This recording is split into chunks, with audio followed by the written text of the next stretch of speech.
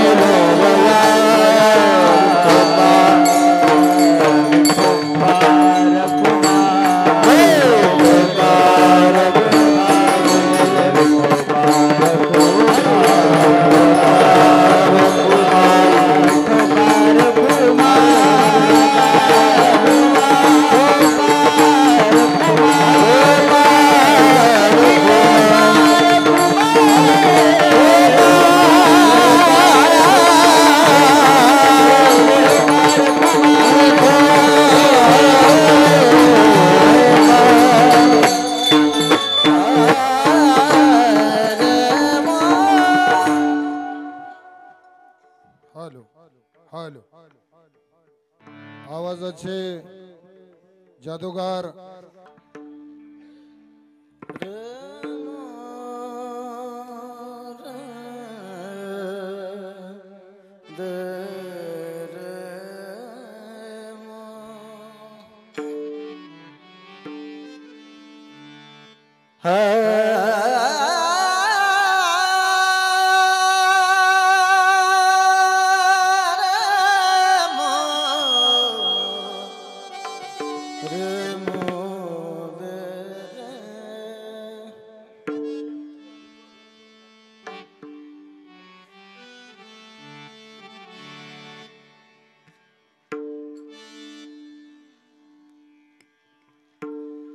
साथ आले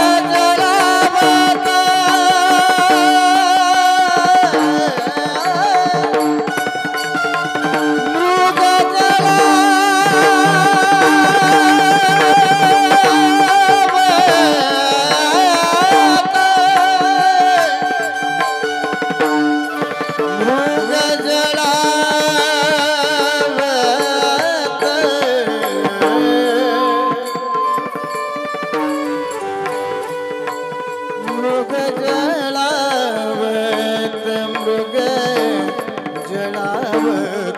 मृग जळावत जाईल या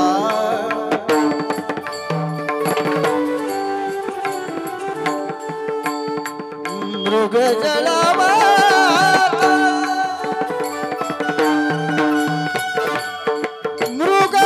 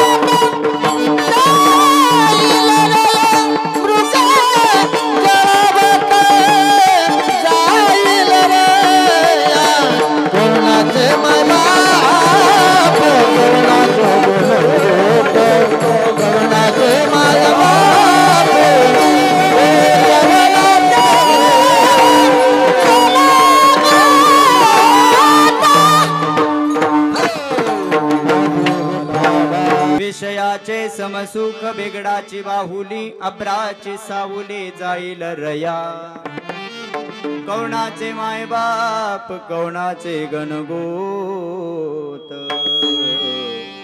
मृग जळावत जाईल रया ज्ञानदेव म्हणे ज्ञानदेव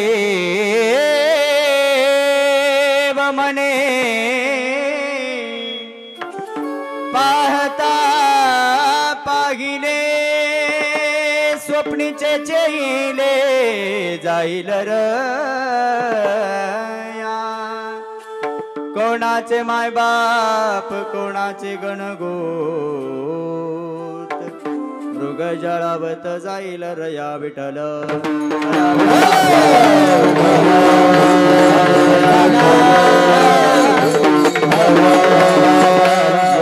प्रविश्य मम वाचमिमां प्रसुत्ता संजीवयत्य किल शक्तिधर स्वधाम्नाम् अन्यांच हस्तचरण श्रवणत्वगादीन् प्राणा नमो भगवते पुरुषाय तुभ्यं नमो विठ्ठला राजया पांडुरंगा नमो रुक्मिणी माऊले ज्ञानगंगा नमो पुंडलिका नमो चंद्रभागा नमस्कार माझा रुक्मिणी पांडुरंगा पांडुरंग गर प्रथम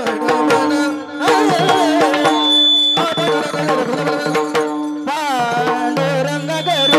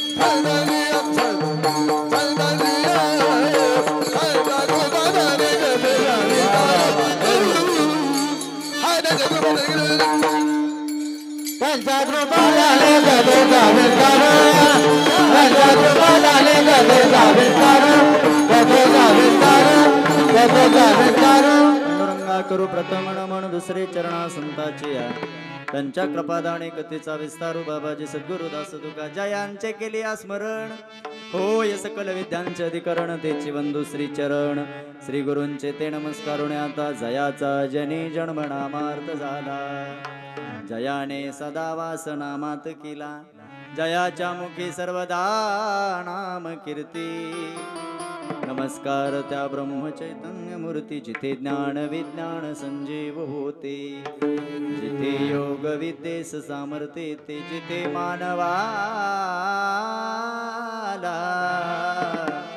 मिळे मोक्ष गाता तुझ्या पाय रेषे सदा नम्र माता जोडोनिया कर चरणी ठेवी तो माथा परसावी विनंती माझ्या पंढरीनाथा असो न स्वभाव आलो तुझ्या ठाया कृपा दृष्टी पाहि मजकडी पंढरी राया नमो ज्ञानेश्वरा नमो ज्ञानेश्वरा नमो ज्ञानेश्वरा नमो ज्ञानेश्वरा नमो ज्ञानेश्वरा नमो ज्ञानेश्वरा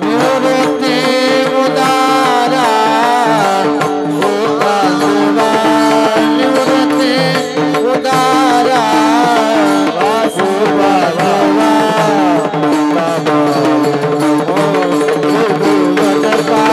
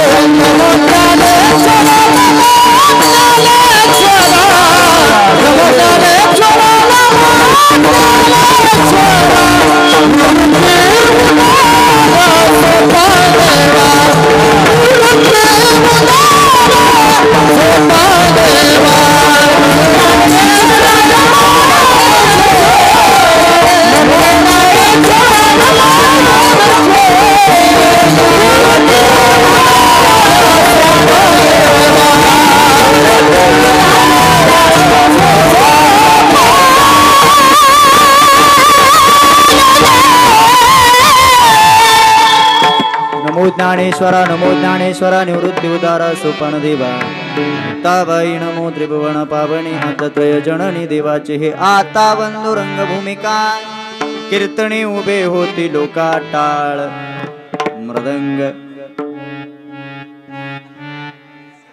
त्यांना म्हणू काय ती मला कळलं हार्मोनियम असं तर मी हार्मोनियम म्हणलं असतं सिंथसायझर देखा तया माझे नमन दंडवत आता अभिनव वागिला सिनी जय चातुर्यार्थ कला कामिनी ते शारदा विश्वमोहिनी नमिली मी श्री गुरु चरण सरो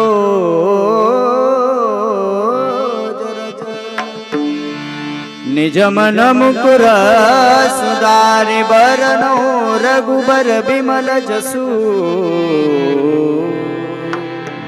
जो दायको फलचारी बुद्धिहीन तनु जानिके सुमिरो पवन कुमार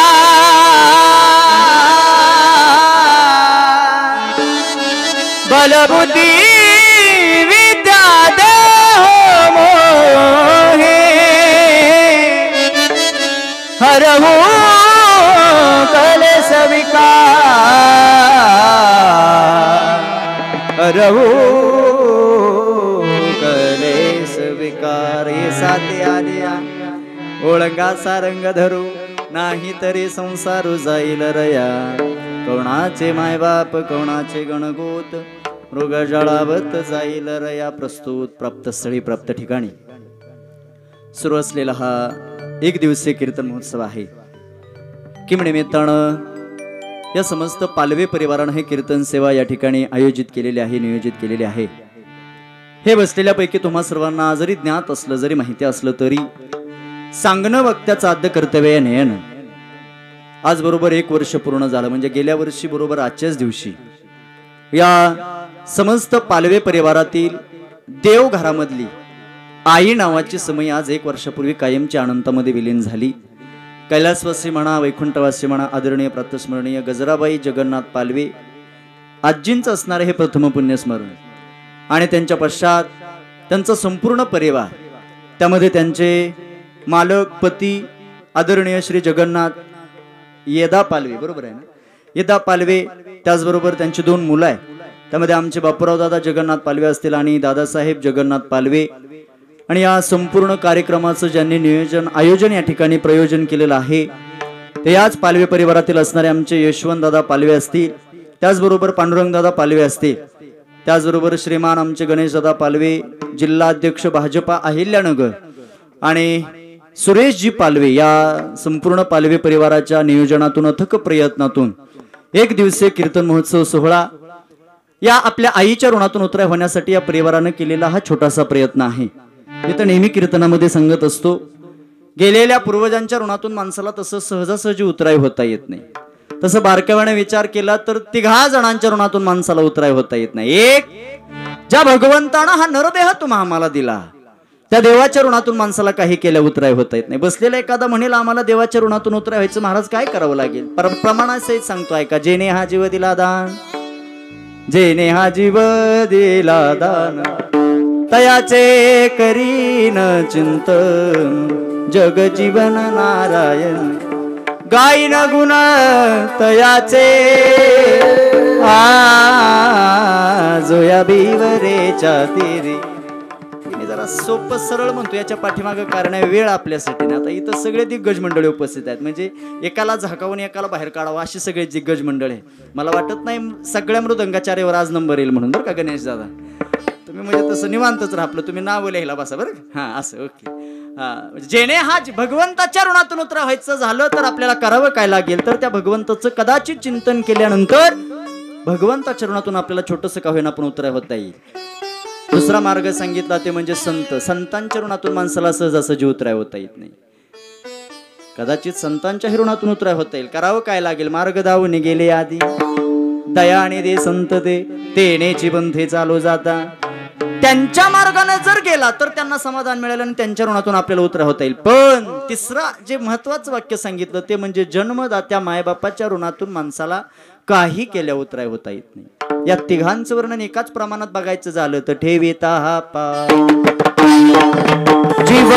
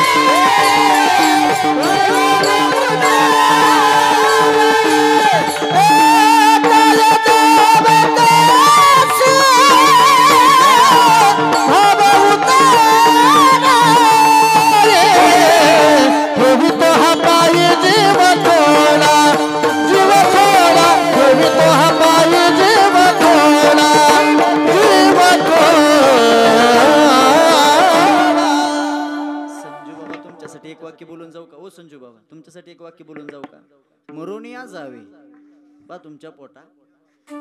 आजपर्यंत वाटत होतं म्हणजे माझा बी आवाज तसा बऱ्यापैकी वर जातो, पण ज्यावेळेस समोरचा बघितल्यानंतर लक्षात येतं अर आपण अजून पेटी संपलेलं मी ऐकलं होतं, पण सिंथसायझर आज पहिल्यांदा संपलेलं बघितलं मी. बरं वा. काय द्यावे त्याचे भावे उतराई ठेविता आपल्या कातड्याचे जोडे करून जरी आपल्या जन्मदात्या मायबापाच्या ऋणात पायात घातले तरी त्यांच्या ऋणातून उतराय होता येत नाही. पण या पालवे परिवारानं हा केलेला छोटासा प्रयत्न आहे. वर्ष श्राद्ध पुण्यस्मरण म्हणजे काय ऐका. बसलेली नीट ऐका बरं. तुम्हाला माझं कळतंय ना बोलणं कळतंय ना सगळ्यांना तुम्हाला बसलेली. असं उगत माझ्याकडे राखा राखा बघू नका बरं.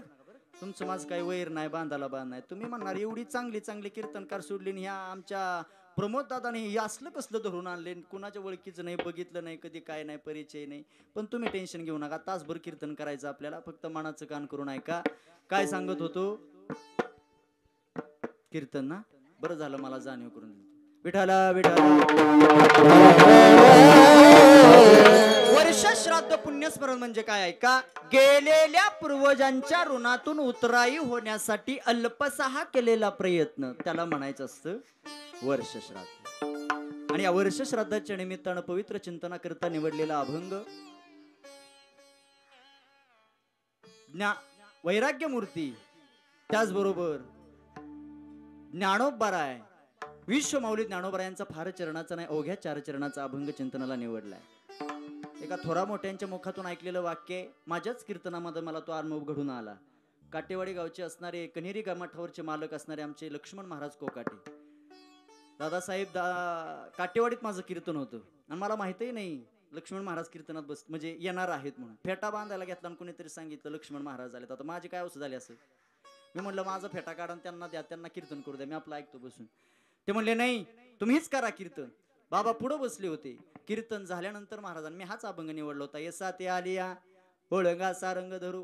त्यावेळेस कीर्तन झाल्यानंतर ते पेन आणि कागद घेऊन बसले होते. मी माझा मोठेपणा सांगत नाही, पण कीर्तन झाल्यानंतर जशी जोग महाराजांच्या संस्थेमध्ये सद्गुरू जोग महाराजांच्या संस्थेमध्ये जशी परीक्षा घेतली जाते कीर्तन चालू असताना, आता आदरणीय आमचे काय नाव यश महाराजांना चांगलंच माहिती आहे. परीक्षा घेताना ते वही पेन घेऊन असतात आणि प्रत्येक कीर्तन करेपर्यंत शेवट होईपर्यंत प्रत्येक ह्याला गुणदर्शक केले जाते, गुण दिले जातात.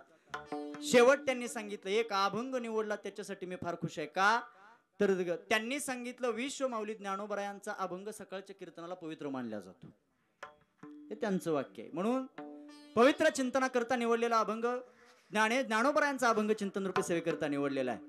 आणि या प्रस्तुत अभंगामध्ये ज्ञानोबराय वर्णन करतात. एसा ते आलिया ओळंगा सारंग धरू नाही तरी संसारो जाईल लया नाही बर रया. लया आणि रया जरी शब्द सारखे वाटत असतील तरी त्याच्यातला मतितार्थ अर्थ फार भिन्न आहे. रया आणि लया, लया म्हणजे अधोगतीला जाणे. ज्ञानोबराया सांगतात ये म्हणजे हे साते म्हणजे बाजार. साते या शब्दाचा अर्थ बाजार होतो. हा मृत्यूलोक रूपी नावाचा बाजार आहे. तुम्ही आम्ही सगळे इथं जन्माला आलो. हे साते आलिया ओळंगा सारंग धरू. ज्ञानोबराया सांगतात या संसार रूपी बाजारामध्ये तुम्ही आम्ही जन्माला आलोत, मग करायचं काय? एकच करा ओळंगा म्हणजे शरण जाणे. ओळखा नाही बर. ज्ञानोबरायांचा अभंग आहे त्यावर ते शब्द प्रयोग जाणीवपूर्वक आहे. प्रत्येक अभंगातला शब्द हा जाणीवपूर्वक लक्षात घ्या. ओळंगा म्हणजे शरण जाणे. ओळखा नाही ओळंगा शरण जाणे. कुणाला? ज्या भगवान परमात्म्यानं हातामध्ये सारंग रूपी नावाचा धनुष्यबाण धारण केला. ओळंगा सारंग धरू. जर नाही शरण गेला तर तुकोबा ज्ञानोबराया सांगतात नाही तरी संसारू जाईल रया. आता याच्यासाठी व्यवहारातलं एखादं उदाहरण पटवून द्यायचं झालं तर नीट सांगतो ऐका. इथला बाजार कोणत्या दिवशी असतो? सोमवारचा बाजार आहे. एक गृहस्थ सकाळी 7 वाजता उठला, बाजारची पिशवी हातात घेतली. आपल्याच गावचा ना काळसुंदे कर्जतच्या बाजारात गेला सकाळी 7 वाजता पिशवी घेऊन. दिवसभर बाजार फिरला. सायंकाळचे 7-8 वाजले. घरी येताना मोकळीच पिशवी घेऊन घरी आला. घरची काय म्हणणार ह्याचा दिवस घातला नाही, वाया गेला असं मला म्हणायचे. ह्याचा दिवस का दिवसभर गेला होता बाजार करण्याकरता, पण येताना जर मोकळी पिशवी घेऊन घरी आला असेल, जसे घरचे म्हणतात ह्याचा दिवस वाया गेला, तसं ज्ञानोबा सांगतात मृत्यू लोकामध्ये जन्माला आला, ज्याच्यासाठी आला तेच केलं नाही, देवाला शरण गेला नाही, देव आठवला नाही, देव स्मरणात ठेवला नाही, तेच नाही केलं. ज्ञानोबा सांगतात नुसता दिवस नाही तर त्याचं अख्खं आयुष्यच वाया गेलं. रया जाईल रया. पुढं वर्णन केलं, कोणाचे मायबाप कोणाचे गणगोत मृग जळावत जाईल रया.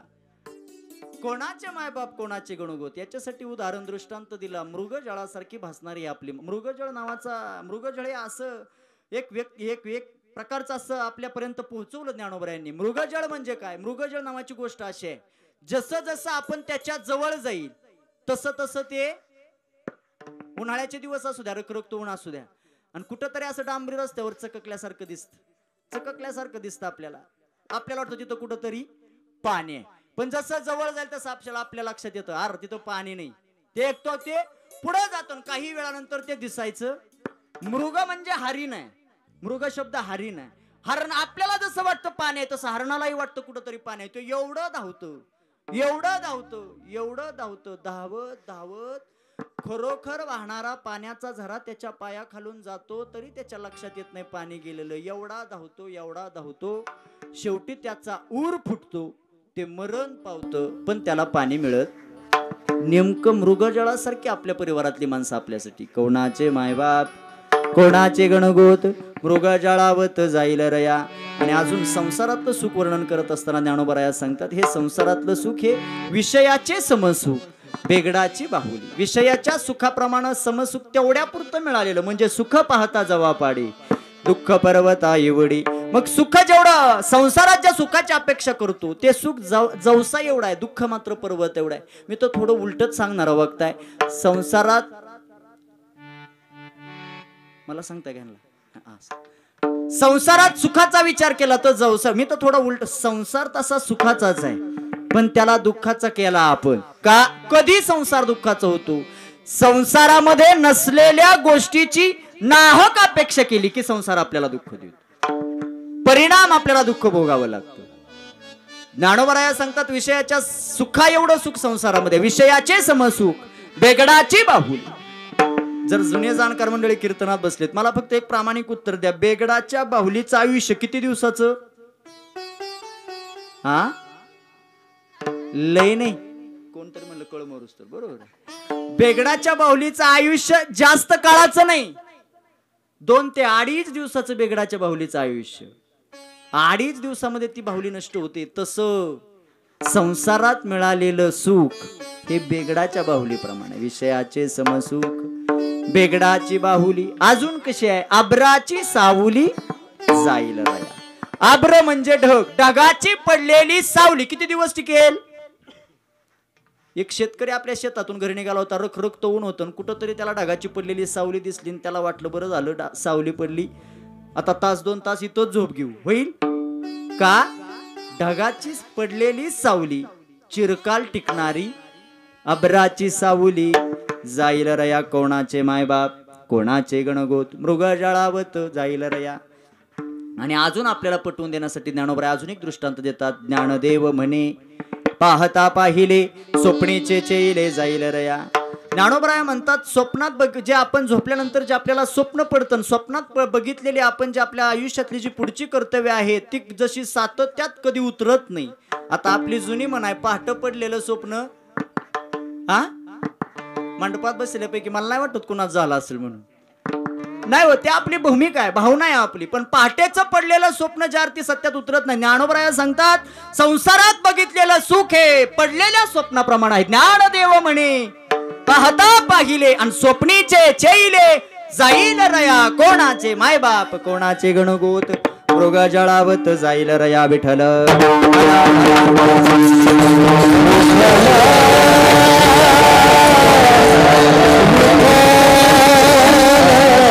अभंगाचा सरळ अर्थ अगदी थोडक्या वेळामध्ये तुमच्या पुढे मी मांडण्याचा प्रयत्न केलेला आहे.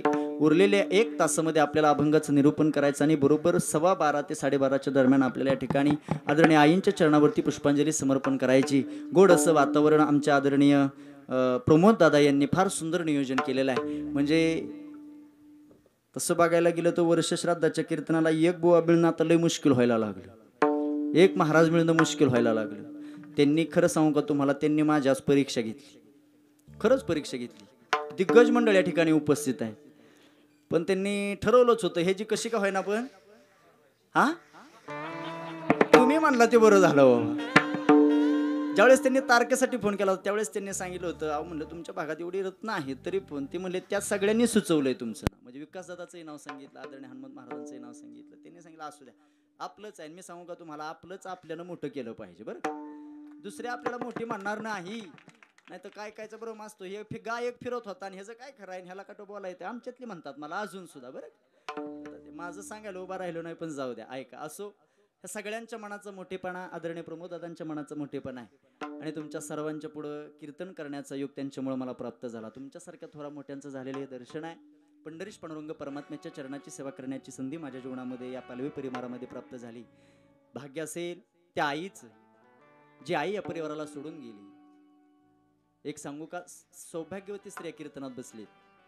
प्रत्येक सौभाग्यवती स्त्रीची एकच इच्छा असते, ती भगवंताकडे मागत असते, देवा सौभाग्याचं लेणं जोपर्यंत कपाळावरती आहे तोपर्यंत माझ्या मालकाच्या आधी मला जाणं व्हावं. आणि ते भाग्यवानालाच मरण मिळतं बरं का, कुणालाही मिळत. कपाळाचं कुंकू माझ्या कपाळाच. वटपौर्णिमेच्या सणाला तुम्ही वडाला जाता हो महिला मंडळ, जागा आहे का झोपला? वटपौर्णिमेचा सण येतो, तुम्ही हातामध्ये तुमच्या धागा असतो, तुम्ही त्या वडाला फेरे घालता. किती हाणून घेऊ का तुमच्या पुढे आता चटा काय गाथेतला प्रश्न. 7 फेरे मारता, प्रत्येक फेऱ्याला तुम्ही त्या वडाला मागणं मागता, देवा कसा बी असू दे, व्यसनी दुराचारी वाईट वागणारा असू दे, पण हाच मालक मला 7 जन्म मिळू दे. कपाळाच कुंकू माझ्या कपाळाच कपाळाच कुंकू माझ्या जन्माला जाऊ दे, आयुष्याचा जोडीदार शतजन्मी भेटू दे. त्याच आईला हा भाग्यवान मालक मिळाले आणि त्या भाग्यवान मालक असताना आपल्या स्वतःच जाणं झालं. पवित्र मानल्या जातं सौभाग्यवती स्त्रीचं मरण कपाळावरती लेणं असताना. अशा अवस्थेत या आई या परिवाराला सोडून गेली. शास्त्र असं सांगतं, तिन्ही जगाचा स्वामी वैकुंठाचा नायक देव सुद्धा आईशिवाय पोरका सांगितला. स्वामी तिन्ही जगाचा,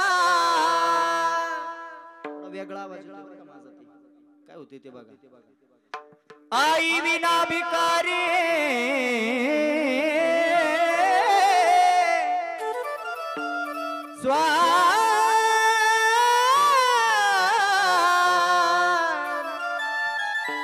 स्वामी तिन्ही जगाचा आई विना भिकारी मानल्या जाणार आपल्या हे भारत भूमी आहे, आपलं महाराष्ट्र राज्य आहे. आणि याच काळामध्ये या कलियुगामध्ये या पालवी परिवारातून एक आई या परिवाराला सोडून गेली. असो किती जरी बोलत राहिले तरी आईविषयी कमी पडणार आहे. म्हणून जे आयुष्य भगवंतानं आपल्याला दिलं, फार उपकार आहेत भगवंताचे आपल्यावरती. हा नरदेह मिळणं एवढं सोपं नाही, सहज मिळाला आपल्याला. सहज म्हणजे किती सहज. ज्ञानोबराया सांगतात, पावला हा देह का गटाळीने आहे आणि न घडो ते उपाय. आंधळ्याच्या हातात कावळा सापडावा तसा आपल्याला नरदेह दुर्लभ जाना, नरदेह दुर्लभ जाना, नरदेह दुर्लभ जाना. वर्षाची गणना, वर्षाची गणना, त्यामध्ये दुःख यातना, त्यामध्ये दुःख यातना.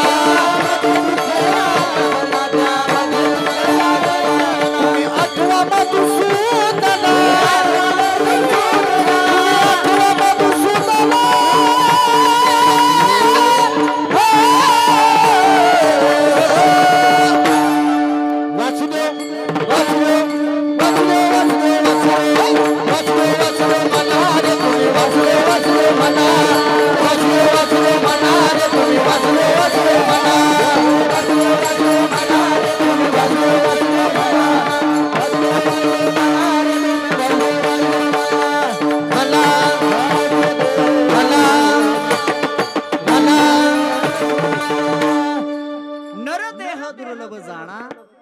वर्षाची गणना त्यामध्ये दुःख यातना तुम्ही आठवा मधुसूदना वासुदेव वासुदेव वासुदेव म्हणा. काय व्यापक दृष्टीने काय विचार आहे संताचे. दुर्लभ असणारा नरदेह तुम्हा आम्हाला मिळाला. मी उदाहरणासहित सांगितलं. आंधळ्याच्या हातात कावळा सापडावा तसा. आता मला तुम्ही सगळे प्रामाणिक उत्तर द्या. 100 आंधळे एकत्र आले आणि त्यांनी कावळा धरण्याचा प्रयत्न केला, कधी गावल? कावळा नावाची जात एवढी चतुर आहे. कुणाची कुणाची? मी कावळ्याचं सांगतोय. एवढा चतुर ते डोळसाला गावणार नाही. पण एका राज्यामध्ये घोषणा केली एका राजानं, जो कोणी कावळा धरून आणेल त्याला अर्ध राज्य बक्षीस दिल्या जाईल. आता गाव अख्खं वस पडलं. गावकरी गेले कुठं? हा, कावळा धरायला. गावकरी अख्खं गाव गेलं. त्या गावात एक आंधळ राहत होतं. त्याच्या बी कानावर, त्यात आंधळ होतं, बहिरं नव्हतं बरं का, आंधळ होतं. त्याच्या कानावरती बातमी गेली आणि त्यालाही वाटलं गाव गेले आपल्याला नाही मिळ लागणार, जाऊ द्या मुर्द्या. पण त्याचा एक नित्य नियम होता. तो रोज नदीवर जायचा, नदीत उतरायचा, बुडी मारायचा, वरती यायचा, देवाच्या हातानं नावानं भजन करायचं आणि अशी जोरात टाळी वाजवायची. एवढ्या जोरात बरं का. एवढ्या जोरात कावळा धरताना वाजवू नका, नाही तर कावळा मरून जाईल. काय घ्या पुन्हा. टाळी वाजवली.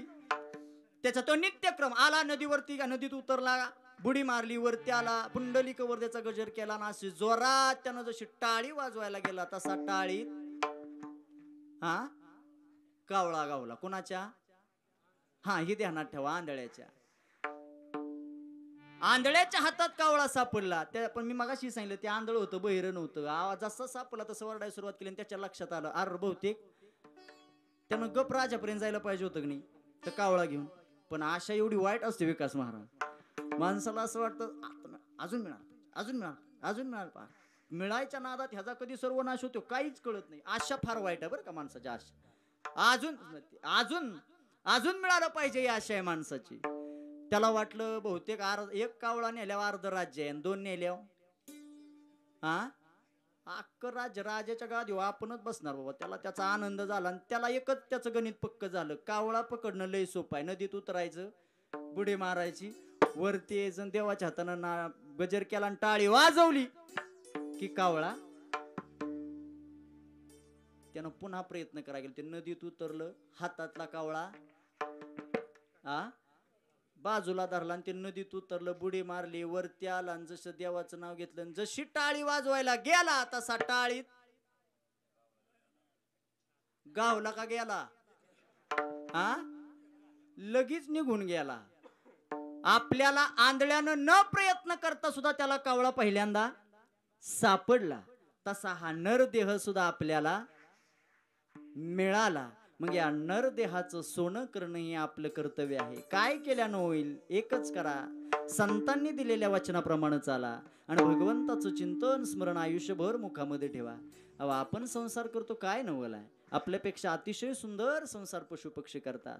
तुकोबरायांचा तो जीव माणसांपेक्षा पशु पक्ष्यांवरती जास्त होता.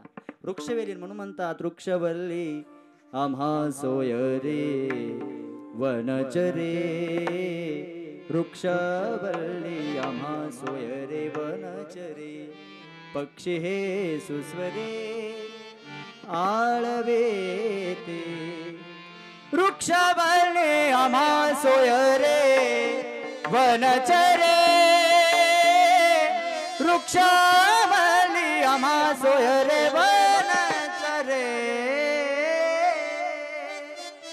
लय जीव पशु पक्ष्यांवरती तुकोबरायांचा. पक्षापैकी एका पक्षाचा संसार जर आपण आयुष्यात आचरणात आणला तर आपल्याला पुन्हा दुसऱ्याचा संसार बघून करण्याची कधी वेळ येणार नाही. पुरुष वर्ग, महिला मंडळ, मला जाणीवपूर्वक तुम्हाला सांगू द्या, फार सुंदर संसार असतो पशु पक्ष्यांचा. सुगरण नावाचा पक्षी माहिती आहे का? सुगरण महिला मंडळ म्हणजे स्वयंपाक करते ती सुगरण नाही. सुगरण नावाचा पक्षी आहे. त्या सुगरणीचं घरटं कधी पाहिलं का? कुठं असतं? झाडाला असते. मला बी कळतंय की काय झालं. या बसलेल्यांचा भ्रम असा झाला, मार्कड महाराज तरण्या पोरांनी धोत्र घातलं, फेटा नेहरू घातला म्हणजे त्यांना वाटतं ह्यांना काय कळत नाही. ती बसल्या बसल्या विचार करतात बहुतेक शाळेत मेळ लागला नसेल, मंद असेल म्हणून इकडं आलं, इकडं बरं दिसतंय जरा. पण तुम्ही जेवढं वारकरी संप्रदायाला खालचं समजता तेवढा वारकरी संप्रदाय आता खालचा राहिला. उच्च शिक्षित पोरं आले तिकडे वारकरी संप्रदायामध्ये, चांगली शिकलेले. माझंच सांगून जातो. आता माझं सांगा नाही उभं राहिलो तरी सांगतो, माझं शिक्षण तसं मला लिहायला वाचायला एवढं झाले म्हणजे माझं BSc झाले, प्लेन BSc. त्यात केमिस्ट्री स्पेशल होता आणि वर्गात पहिल्या नंबरनं पाजलेला विद्यार्थी तुमच्या पुढे. म्हणजे बसलेला तुम्ही समजताय झाडा वाचतं, पण कुठल्या झाडावर? विहिरीच्या, नुसतं विहिरीच्या कडेला नाही, जी फांदी विहिरीत लोंबली का. कुणीतरी विचारलं का ग बाई एवढी मोठमोठाले झाडं आजूबाजूला आहेत, या झाडाला का घर बांधतेस? त्यावेळेस त्या सुगरणीनं त्या दादाला दिलेलं उत्तर आहे का. सुगरण सांगते दादा झाडं तर भरपूर आहेत, भविष्यात मला पिल्ल होणार आहेत आणि याच घरट्यात मी माझ्या पिल्लांना जन्म देणार आहे. सरपटणारा प्राणी कधीही झाडावर चढू शकतो, माझ्या पिल्लांचा घात करू शकतो. तो दादा सांगतो अगं याही झाडावर चढेल ना सरपटणारा प्राणी. ती म्हणते येऊ दे ना, माझं घर नीट बघ.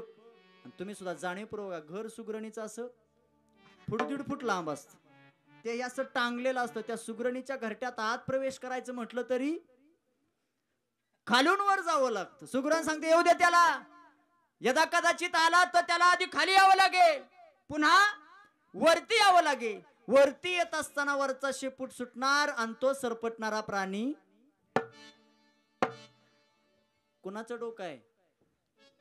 आपलं बरं आहे ना.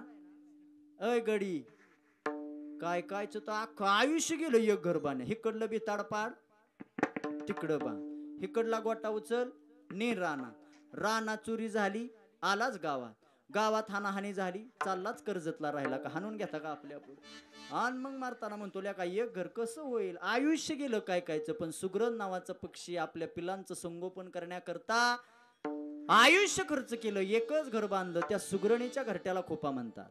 सुगरणीचा असतो खोपा. एका कवीनं फार सुंदर वर्णन केलं त्या खोप्याचं. खोप्यामध्ये खोपा सुगरणीचा चांगला, तिनं तिच्या पिलासाठी जीव झाडाला टांगला. आयुष्य सुगरण आपल्या लेकरांकरता. मी सांगू का तुम्हाला, पशु पक्षाचेच मायबाप आपल्या लेकरासाठी करतात असं नाही. तुमचे माझे सुद्धा आईबाप तुमच्या माझ्यासाठी कष्ट करतात, फक्त आपल्या लक्षात येत नाही. माणसाकडे यायला लागलं की माणसं जुन्याला विसरून जातात मायबाप. मी नेहमीच सांगतो माणसानं नक्की कमवावं, नक्की मोठं व्हावं माणसानं. पण ज्यांच्याकडून आपण शिकलो, ज्यांचा आपल्या मस्तकावरती कृपावरत हस्त आहे, त्या जन्मदात्या माय बापाला, आपल्या गुरुला माणसानं मरेपर्यंत नाही विसरलं पाहिजे. आणि जर विसरलेच असते तर पंढरपुरामध्ये अष्टादश संतांची सभा भरली आणि त्या सभेमध्ये प्रत्येकाची चर्चा चालू होती, ज्याचं त्याचं आपापलं बोलणं सुरू होतं. त्या चाललेल्या त्या आवाजामध्ये ज्या महात्म्याचा अभंग चिंतनाला निवडला, त्या विश्वमाऊली ज्ञानोबरायांचा आवाज त्या सभेमधून आला. ज्ञानोबराया म्हणतात, पंढरीश पांडुरंग परमात्म्याला देवा बास आता. वयाच्या 22व्या वर्षी ज्या महात्म्यानं म्हणावं हे आयुष्य थांबवं वाटतं, काय साधक अवस्था असेल. 16व्या वर्षी ज्ञानेश्वरी सारखा पवित्र ग्रंथ तुम्हा आम्हाला ज्या महात्म्यानं दिला, तो महात्मा वयाच्या 22व्या वर्षी आपलं आयुष्य संपवावंसं वाटतं म्हणणारे ते ज्ञानोबराय. किती प्रेम होतं निवृत्तीदादाचं ज्ञानोबरायांवरती ऐका. देव निवृत्ती आने धरिले दोन काय समर्पक वर्णन आलं. ज्ञानोबरायांनी भूमिका मांडली देवाजवळ आणि देवानं प्रश्न केला. अहो बाकीचे तर संत रडतच होते, पण त्या देवानं जेने हे विश्व निर्मेले ज्ञानोबराय ज्ञानेश्वरी सांगतात, महर्षी देवा संस्थापिले आणि 21 वर्गात ते धरिले सत्ता मात्रे आपुलिया. तो देव आहे, कर्तुम अन्यथा कर्तुम शक्तीने युक्त असणारा भगवान परमात्मा आहे. फार मोठी शक्ती आहे देवाची. ज्ञानोबरायांच्या बऱ्याच ओव्या देवाची शक्ती वर्णन करणार आहेत. सुवर्णाचे मणी केले ते सोनियाच्या सुती ओविले, तैसे मी जगधारिले सभाय अभ्यंतर म्या बोलविल्या वेदू बोले, म्या चालविल्या सूर्य चाले, म्या हलविल्या प्राणो हाले, जोया जगाते चाळीता तुझी आसते वेदासी बोलली, तुझी आसते वेदासी बोलली, वेदासी बोलली.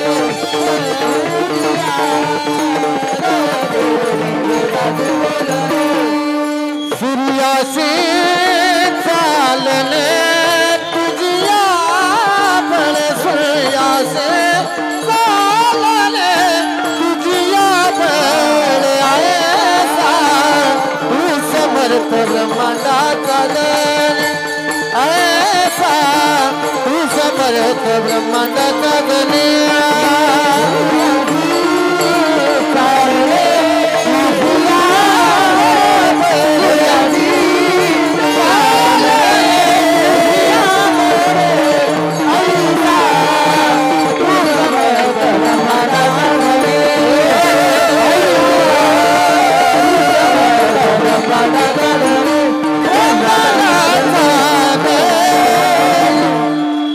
ज्ञानोबरायांच्या दोन ओव्यान तुकोबरायाचं एक प्रमाण तुमच्या पुढे मांडलं, लगेच लक्षात आपल्या आलं देवाची शक्ती एवढी आहे. मग कर्तुम अन्यथा कर्तुम शक्तीयुक्त असणारा भगवान परमात्मा ज्ञानोबरायांचे ते दोन शब्द ऐकले, डोळ्यात अश्रू आले पंढरीच्या मालकाच्या. काय अवस्था असेल, काय जीवन असेल संताचं. नुसतं आपण नुसतं वाचलं, लक्षात घेतलं तरी आपल्या सुद्धा डोळ्यात पाणी आल्याशिवाय राहत नाही. ते ज्ञानोबराया ज्या दिवशी जगाला सोडून निघाले, ज्यावेळेस विश्वाला सोडून निघाले ना, त्यावेळेस देव समान असणारे गुरु मानलेलं होतं त्या निवृत्ती दादाच्या सुद्धा डोळ्यात पाणी यायला लागलं. एक आई आपल्या लेकरावरती जेवढा जीव लावते तेवढा निवृत्तीनाथ ज्ञानोबरायांवरती जीव लावत होते. कदाचित मला वाटते ज्ञानोबरायांकडूनच शिकले असावे, कारण मुक्ताई 4-5 वर्षाची असताना मायबाप सोडून गेली. तेव्हापासून मुक्ताईची आई सुद्धा ज्ञानोबा आहे आणि मुक्ताईचा बाप सुद्धा ज्ञानोबा झाले. थोडं दुःख सहन नाही केलं संतांनी आपल्यासाठी.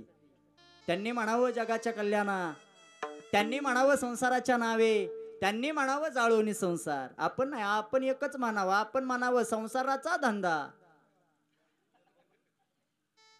जन्मभरी केला हे संतांनी ते नाही. संतांचं आय हो रात्र जगणं ज्या समाजाकरता होतं. म्हणून ते संत ज्यावेळेस आपल्याला दुःख फार सहन केलं दुःख संतांनी. गोरोबा काकासारखं दुःख आपण सहन करू शकत नाही. जगद्गुरु तुकोबरायासारखं पत्नी मेली पोरगा गेला तरी बरे झाले देवा निघाले दिवाळे म्हणणारे माझे जगद्गुरु तुकोबराय. संतू नावाचा पोरगा गेला डोळ्यात देखो. दुष्काळे आटीला द्रव्य नेला मान, स्त्री एकंड अन्न करिता मेली, माझ्या माय बापे हो भले नाही केले पदरी बांधिले भिकाऱ्या, माझ्या माय बापे हो. जिजाबाई रडते पंढरीच्या मालकाच्या समोर. जिजाबाईनं रडावं, माझ्या माय बापानं बरं नाही केलं पण तरी सुद्धा संसार करून दाखवला बरं का जिजाबाई. महिला मंडळ संसार करायचा झाला तर जिजाबाई सारखा संसार करून दाखवा. का? जिजाबाईच्या बापाच्या घरी 3600 ऊस होता आणि 1425 गडी रोज कामाला असा जिजाबाईच्या बापाच्या घरी. तरी सुद्धा तुकोबरायांसोबत 2 साडीवर जिनं प्रपंच करून दाखवला ती जिजाबाई. संतांनी थोडं सहन केलं, फार सहन केलं, म्हणून हे दिवस आपल्या वाट्याला आले. म्हणून मिळालाय ना नरदेह, का कुणाचा दोष करत बसता? काय अधिकार आहे आपल्याला दुसऱ्याला त्रास देण्याचा? मी तो म्हणतो या जगात प्रत्येकाला स्वतःच स्वातंत्र्य, स्वतःच जगण्याचा अधिकार स्वतःचा आहे. आपण दुसऱ्याच्या आयुष्यात हस्तक्षेप करायचा अधिकार आपल्याला कोणी दिला नाही. आणि विकास महाराज मी नेहमी सांगत असतो, विकास महाराज काय आपल्याला विरोध करणारे हे लांबचे नाही. किती चांगलं वागा तुम्ही, किती बी चांगलं वागा, 40% समाज आपल्या विरोधातच असतो. किती चांगलं वागा तुम्ही. आणि मी तर म्हणतो चांगल्या रस्त्याला गतिरोधक आणि चांगल्या माणसाला विरोधक असलेच पाहिजे, त्याशिवाय जगायलाच मजा नाही. नाही तर तुमचा ह्यो रस्ता सोडून इकडे येताना मला नाही गतिरोधक दिसला का? रस्ता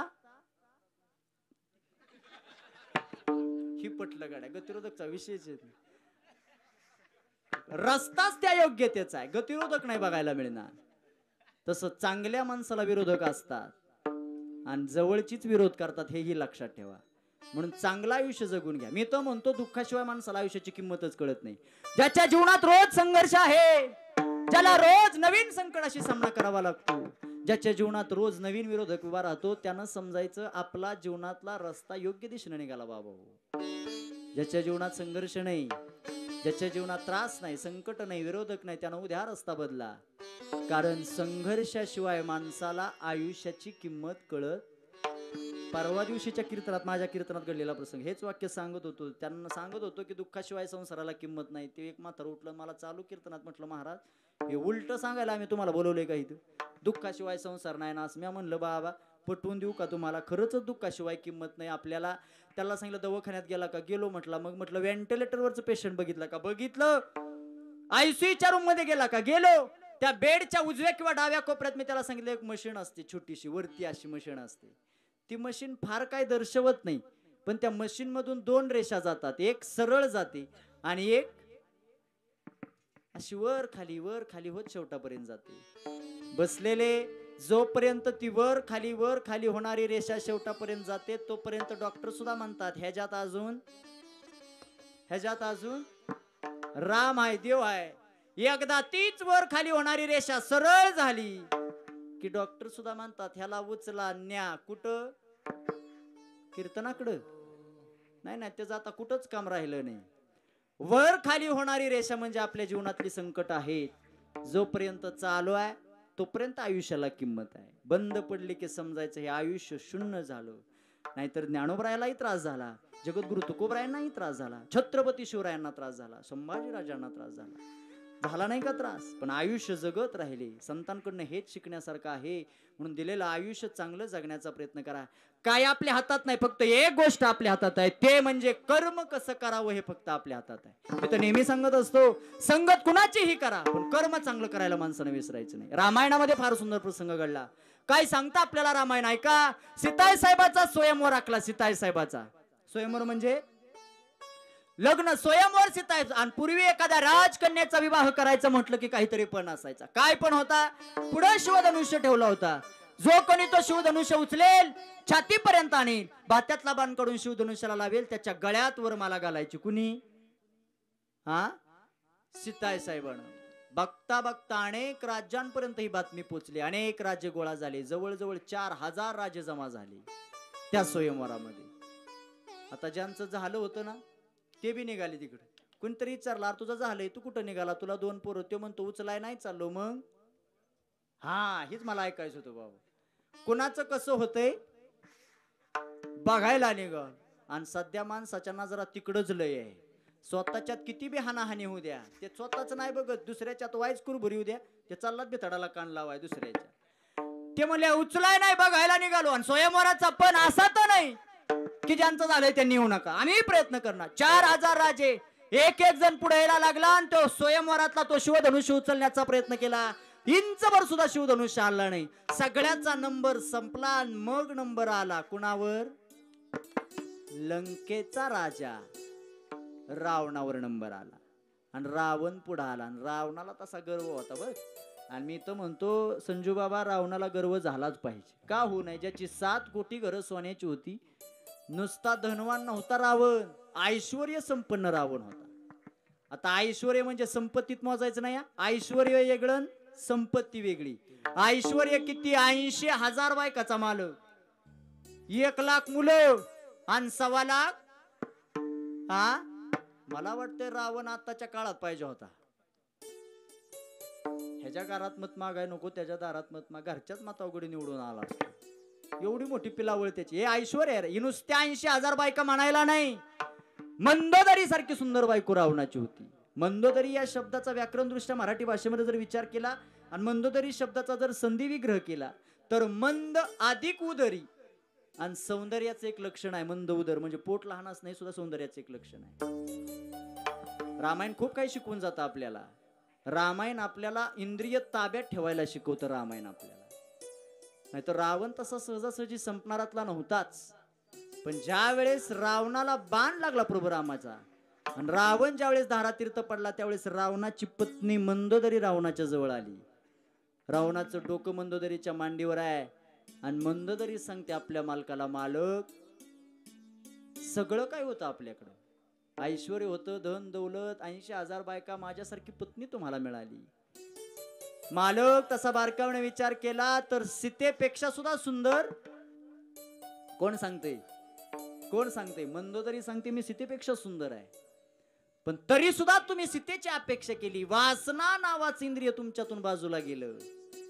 जग जिंकण्याची ताकद आहे तुमच्यामध्ये. स्वर्गाला शिडी लावणारे तुम्ही पहिले आहात. अख्खे देव एका वेळेस बंदीशाळेत टाकणारे तुम्ही आहात. वायुदेव रोज नगर झाडायचा आपला मालक. एवढं ऐश्वर्य संपन्न आपण होतो. पण फक्त वासना बाजूला गेली तुमच्यापासून. सीतेची तुम्ही वासना केली, परिणाम तुम्हाला संपावं लागलं. म्हणून माणसानं काय बी बाजूला द्यावं, पण वासना बाजूला जाऊ दे. आणि वारकरी संप्रदायाचा नियम आहे, ज्याची वासना बदलली भले भले संपले, भले भले शून्य झाले. आता तर तिला सांगायसारखं राहिलंच नाही. ती मीडियामुळे प्रत्येकाला कोण काय करते, कुठं जाते, कसं राहते, काही ते सांगायची गरज नाही वेगळं.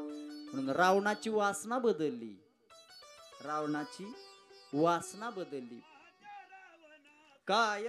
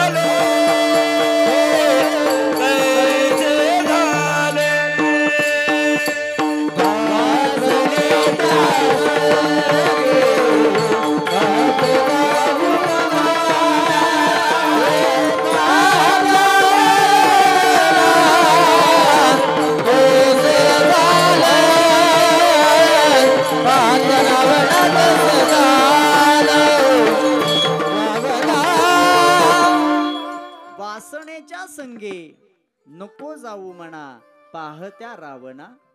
काय झालं? शेवट झाला, संपला रावण, संपला. त्या रावणावर नंबर आला आणि रावण पुढे आला. मी आलो बरं का जागेवर, स्वयंवरात पुन्हा माघारी आलो. पुढे आला रावण, डावा हात शिवधनुष्याला घातला, डाव्याच हातात रावणानं शिवधनुष्य उचलला, कमरेपर्यंत आणला. रावण बाकीच्या राजांना म्हणतो, अरे टाळ्या वाजवा. तुम्ही नाही, मी रावणाचं सांगतोय, टाळ्या वाजवा, भजन करा माझं. बाकीचे राजे म्हणतात, अरे रावणा टाळ्यान भजन का म्हणून रे बा? तो म्हणतो, अरे मी जो शिवधनुष्य तुम्हाला जागचा हल्ला नाही, तो मी कमरेपर्यंत आणला, वाजवा टाळ्या. बाकीचे राजे म्हणतात, रावणा स्वयंवराचं पण आम्हाला चांगलाच माहित आहे, शिवधनुष्य कमरेपर्यंत नाही, शिवधनुष्य छातीपर्यंत आणण्याचा पण आहे. कमरेवरचा शिवधनुष्य छातीपर्यंत आण, भात्यातला बाण काढून शिवधनुष्याला लाव. टाळ्यान भजनच काय, अख्ख्या राजवाड्यात तुझी मिरवणूक काढतो. सहन झालं नाही ना रावणाला. रावणानं तो शिवधनुष्य उचलला, छातीपर्यंत आणला, भात्यातला बाण काढून शिवधनुष्याला लावणार. बाण काढायला हात माग गेला तसा रावणाचा तोल गेला आणि रावण पडला पाठीवर. शिवधनुष्य त्याच्या छातीवर पडला. त्या स्वयंवरामध्ये विश्वामित्र सिंहासनावर बसले होते. विश्वामित्रानं प्रभू रामाकडे बघितलं आणि सांगितलं, देवा आता उठावं लागते तुम्हाला. माझा देव पुढे आला, रावणाच्या छातीवरचा तो शिवधनुष्य डाव्या हातात उचलला, छातीपर्यंत आणला, भात्यातला बाण काढून शिवधनुष्याला लावला. अख्ख्या स्वयंवरामध्ये एकच गर्जना झाली, सियावर रामचंद्र भगवान की. देवाच्या नावाचा जय जयकार झाला. आणि इकडं मात्र पडलेल्या रावणाला पडलेल्याचा अपमान सहन झाला. आणि वाक्य नीट ऐका, पडलेल्या माणसाला पडलेल्याचा अपमान नाही कळलं. जाऊ दे, आपलं 12 वाजता काय कायच पार चेहरं पडलं बाबा. काय बोन किती काय सांगत, 1 नाही 2 नाही, जाऊ द्या. असो, देवाचा तो अपमानाचा बदला घेण्यासाठी रावण लंकेत आला आणि आपल्या मामाला बोलवून घेतलं. रावणाच्या मामाचं नाव मारीच. मामाला बोलून घेतलं, मामा तुम्ही स्वयंवरामध्ये आता जो अपमान तिथं झाला त्याचा बदला मला घ्यायचं. रावणाचे ते शब्द मारीच्या ऐकले. मी कर्म सांगतोय बरं का तुम्हाला. रावणाच्या संगतीत मारीच होता, पण कर्म चांगलं करायला विसरलं नाही. मारीच्याला बोलवून घेतलं आणि सांगितलं, मामा स्वयंवरात जो अपमान झाला त्याचा बदला मला घ्यायचा, काय करावं लागेल? रावण म्हणतो, मी तसं का, मी सांगतो तसं करा, तुम्ही हरिण बना. आता कुठं कस्तुरी शब्द आला, कुठं सोनेरी रंगाचं कातड असलेला शब्द आला. जिथं सीता आहे तिथं जा. तुमच्याकडे पाहिल्यानंतर सीता त्या कातड्याची चोळी मला पाहिजे अशी अपेक्षा करेल. देव तुमच्या पाठीमागे येईल, तोवर मी सीतेला घेऊन येतो. मारीच म्हणतो, रावणा आयुष्य तुझ्या सोबत काढलं, काहीच नाही मागितलं तुला, पण हे पाप कर्म माझ्या हातून करून घेऊ नको. रावणानं मेनातली तलवार बाहेर काढली आणि वरतीपर्यंत नेली. समोर बसलेल्या मारीच्याला सांगितलं, मामा होय म्हणला तो बरं आहे, नाहीतर एक घाव संपल्याशिवाय राहणार नाही. मारीच्यानं डोळे झाकून घेतले. मारीच विचार करतो, आता मला मरावं तर हरिण झालो तरी मरण आहेच, हरिण नाही झालो तरी मरण आहेच. मारीच विचार करतो, हरिण झालो तर मरण रामाच्या हात नाही, आणि हरिण नाही झालो तर मरण रावणाच्या हात नाही. मारीच विचार करतो, असल्या पाप्याच्या हातनं मरण्यापेक्षा देवाच्या हातनं मेलेलं कधीही चांगलं. याला म्हणायचं कर्म. विचार करण्याची बुद्धी संगत होती रावणाची, पण कर्म चांगलं करायला विसरला नाही. म्हणून आपणही तेच करावं, संगत कुणाचीही करा. कर्म चांगलं करणं म्हणजे काय? संतांनी दाखवलेल्या मार्गाने चालणं आणि देवाचं स्मरण करणं. देव जर नाही स्मरणात आणला तरी तो कोणाचं काय जाणार नाही. इथे कोणाचे काय भागिले, ज्याचे त्याने अनहित केले. हे स्वतःच स्वतःला भोगावं लागणार आहे. हे दुसऱ्याला नाही. केले कर्म झाले त्याची भोगाल. हे आपल्याला एक दिवस नक्की येईल, तुम्हाला त्यातून जावंच लागणार आहे. म्हणून कर्म चांगलं ठेवा. धृतराष्ट्र कर्म करायला विसरला, चुकला. विसरला म्हणण्यापेक्षा चुकला. जाणीवपूर्वक धृतराष्ट्राचं कर्म होतं, जाणीवपूर्वक. त्याला माहिती नव्हतं. पांडवाच्या पूर्वज पंडुराजानं सांगितलं होतं जाता जाता, का दादा माझी मुलं लहानाची मोठी झाली की त्यांच्या हिश्श्याचं त्यांना देऊन टाक, हे सांगून गेला होता पंडुराजा. त्यावेळेस कबुली दिली, पोरं लहानाची मोठी झाली. ज्यावेळेस पोरं लहानाची मोठी झाली त्यावेळेस मदत मागायला काकाकडे गेले. त्यावेळेस धृतराष्ट्रानं सांगितलं, सुईच्या टोकावर बसल एवढं सुद्धा मिळणार नाही. पाहिजेच असेल तर माझ्या 100 पोराबरोबर युद्ध करावं लागेल. जिंकला तर तुमचं, हारला तर हा एवढी बी जागा काढून घे. माहिती नव्हतं का ते पांडुराजाच्या पांडवाचंच आहे? ते माहिती नव्हतं का धृतराष्ट्राला? माहिती होतं, पण जाणीवपूर्वक चुकीचं कर्म केलं. आणि एक सांगू का तुम्हाला, कर्म जाणीवपूर्वक करा किंवा अजाणतेपणानं घडू द्या, कर्म ते कर्म असतं आणि ते आपल्याला भोगावंच लागतं. एके ठिकाणी तर फार सुंदर वर्णन आलं. या जगाचं सार, जीवनाचं सार विचारात घेतलं तर फक्त एकच शिल्लक राहतं. जगी जीवनाचे सार घ्यावे जाणून सत्वर, जैसे ज्याचे कर्म तैसे फळ देतो रे ईश्वर. क्षणिक सुखासाठी आपल्या कुणी होतो नीती भ्रष्ट, कुणी त्यागी जीवन आपुले दुःख जगी करण्यास. सोड सोड माया सारी आहे जग नश्वर, जैसे ज्याचे कर्म तैसे फळ देतो, जैसे ज्याचे कर्म तैसे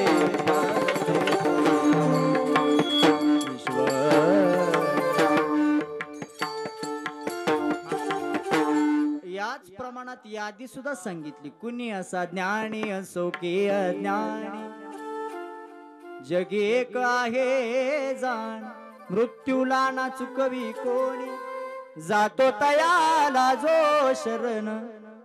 माय बाप मृत्यूला कुणी चुकवू शकत नाही, कर्माला कुणी चुकवू. एक वेळेस ऐका, एक वेळेस केलेलं कर्म, त्या कर्मातून जर आपल्याला मुक्तता पाहिजे असेल तर देव आपल्याला कदाचित माफ करेल, पण केलेलं कर्म माणसाला मरेपर्यंत सुट्टी देत नाही. लक्षात ठेवा, फक्त वेळ यावी लागते. मग दिलेलं आयुष्य फार सुंदर आहे, चांगलं जगण्याचा प्रयत्न करा. Life is not once more. हे आयुष्य पुन्हा नाही, एकदाच मिळालं आपल्याला. त्याचं कल्याण करा, सोनं करून घ्या त्या आयुष्याचं. नाहक दुसऱ्याला त्रास देण्यात जर आपलं आयुष्य खर्च करत असाल, सावध व्हा. भगवंताची प्रत्येकावर ना, असं म्हणतात मुंगीच्या पायात बांधलेलं घुंगरू, त्याचा आवाज सुद्धा भगवंतापर्यंत जातो. प्रत्येक जीवावरती त्याची नजर आहे, प्रत्येक जीवाकडे तो बघत असतो. ज्ञानोबराय सांगतात, एवढा अनमोल असणारा नरदेह आपल्याला मिळाला, देवानं आपल्याला दिला. या मृत्यू लोकात जन्माला आलो. हा एक प्रकारचा बाजार आहे. यात खरेदी आपल्याला फक्त देवाच्या नामस्मरणाची खरेदी करायची. संतांना दिलेली वचन आपल्या आयुष्यामध्ये आपण पाळायची. देवाचं नामस्मरण करणं हा आपला बाजार या मृत्यू लोकातला आहे. आपण नाही त्या गोष्टीमध्ये आपलं मन रमवून बसलो आणि आयुष्यात स्मरणात कधी देव आपल्या आला नाही, देव आपण कधी आठवला नाही. ज्ञानोबराया सांगतात जर मृत्यू लोकात जन्माला येऊन जर देव नाही आठवला तर नुसतं आयुष्यच नाही, नुसतं दिवसच नाही, अख्खं जीवन आपलं वाया गेल्याशिवाय राहणार नाही. नाही तरी संसार जाईल रे या, नाही तरी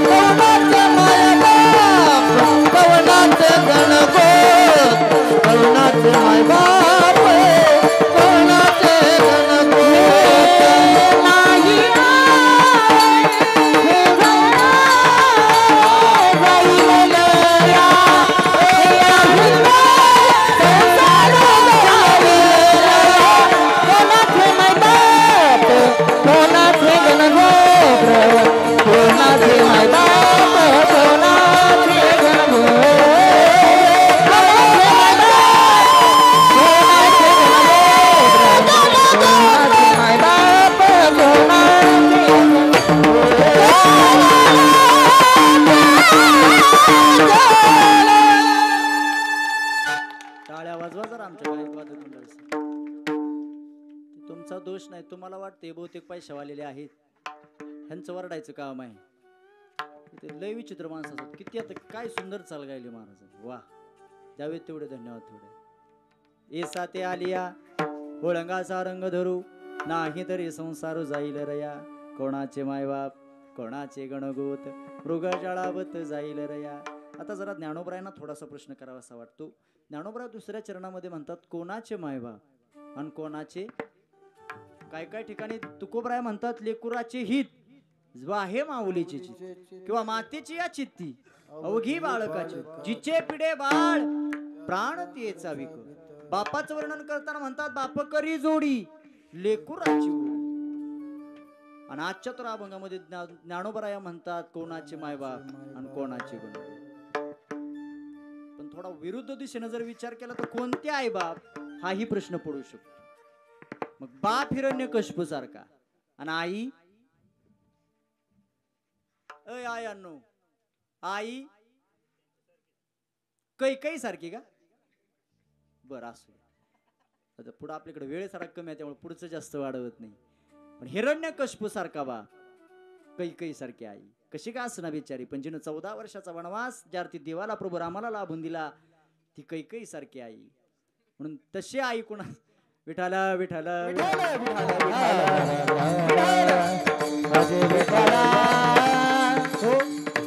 का ज्ञानोबराया म्हणतात तर हे सगळे साधल्याचे सोबते असतात. जोवरी चळण गा तोवरी म्हणती माझा मानिती लहान तोरे देह सुखाची आकाजा इंद्रिय मावळली आला बागुले आला कैसा विपरीत झाला तोची देह लोहे तुझा हे आता माझ्या दृष्टीने पांडुरंग माय बाबा आता माझ्या दृष्टीने पांडुरंग माय बाबा माय बाबा. हे प्रमाण जर विचारात घेतलं तर जोवरी चळण गा तोवरी म्हणती माझा. कोणाची अवस्था आहे. भाई रे सब पैसे के भाई भाई रे सब पैसे के भाई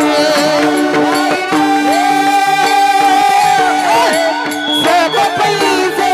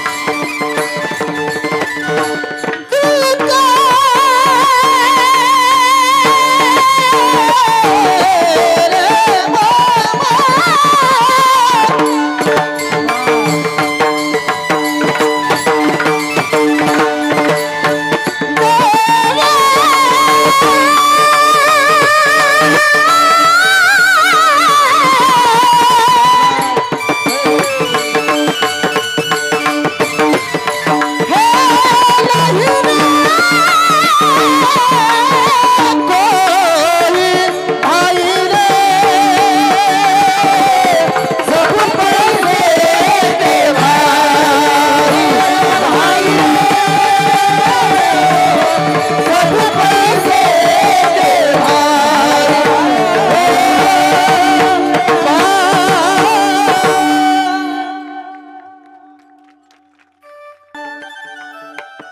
तुमच्यासारखं नाही जमायचं मला प्रयत्न करत आहे. किंवा तुकोबरायांचं प्रमाण आहे का धनवंता लागी सर्व मान्यता आहे जगी. जवळ आणून देतोय तोपर्यंत घरातली किंमत देतात. एकदा आणून देण्याचं बंद करा. बागलबुवा मध्ये आपल्या घरातल्याच रूपांतर. म्हणून जोवरी चळण गा तोवरी म्हणती माझा माने तिला हाण थोर देह सुखाची आकाजा इंद्रिय मावळली आला बागुला. कुणाला शब्द आहे. आणून देणारा अण्णा आणून द्यायचा बंद झाला की अण्णाची जागा कुठं.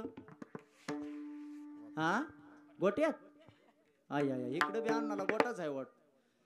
आणि मग घरातली क्रॉसलं किती घरातली सुनबाई त्या रेकलू जर रडायला लागलं ना तर ती सुनबाई त्या लेकराला म्हणते गप रडू नको. बाहेर कोण बसलाय. हा बागलबुवा बसलाय. धरून नील धरून. कुणाची अवस्था आहे. किती करा तुम्ही परिवारासाठी. नाही या जगात येताना एकटा आलो जाताना सुद्धा आपल्याला यायचं एकट्याला जायचं. येताना घेऊन आला सिका जाताना घेऊन जाशील का. नको अभिमान धरू भल्या माणसा होयताना घेऊन आलास का जाताना घेऊन जाशील का नको अभिमान धरू भल्या माणसा कशाचा अहंकार करता काही सोबत आणलं नाही काही नेता बी येणार नाही पण नाहक दुसऱ्याचा दोष काही गरजेचं नाही असो किती जरी बोलत राहिलो तर वेळही आपल्याला कमी पडणार नाही पण वेळेची मर्यादा वक्त्यानं जाणली पाहिजे एकदा संप्रदायाच्या नियमाप्रमाणे सगळ्यांनी मोठ्या प्रेमाने एकदा भजन करूया सगळ्यांनी दोन्ही हाताने टाळे वाजवायची आमच्या आई आमच्यातून घेऊन गेलास देवा तुझा माझा कार्य वैराकार दुःखाचे डोंगर दाखविसी हे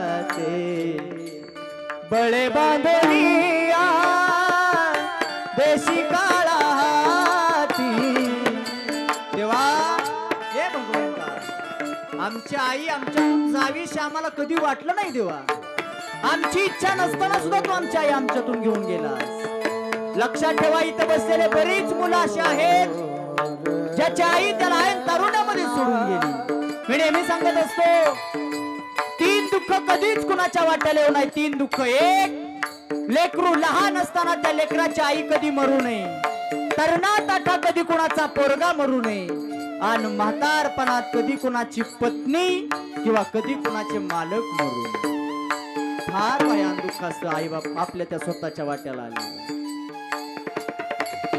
म्हणून देवाला विनंतीच केली या परिवारानं देवानं जर उत्तर दिलं तर सांगेल देव तुमची आई माझ्याजवळ अगदी अनिश्चित आहे म्हणून आई आहेत हो आई आहेत तोपर्यंत आईची कदर करायला शिका आई एकदा सोडून गेली की पुन्हा तो प्रेम नाही काही काही मुलं एवढी वाईट वागतात आपल्या आई बापाशी ज्या आईनं तळ हाताचा पाळणा केला नेत्राचा दिवा केला लालन पालन पोषण करून तो मामाला लहानाचं मोठं केलं ज्या दिवशी तळ हाताच्या फोडाप्रमाणे जपलेलं लेकरू म्हातारपणात ज्या वेळेस त्या आईला घरातनं बाहेर काढतं ना त्या आईकडे जास्त शब्द उरत नाही त्या आई फक्त एकच म्हणू शकते काय ऐका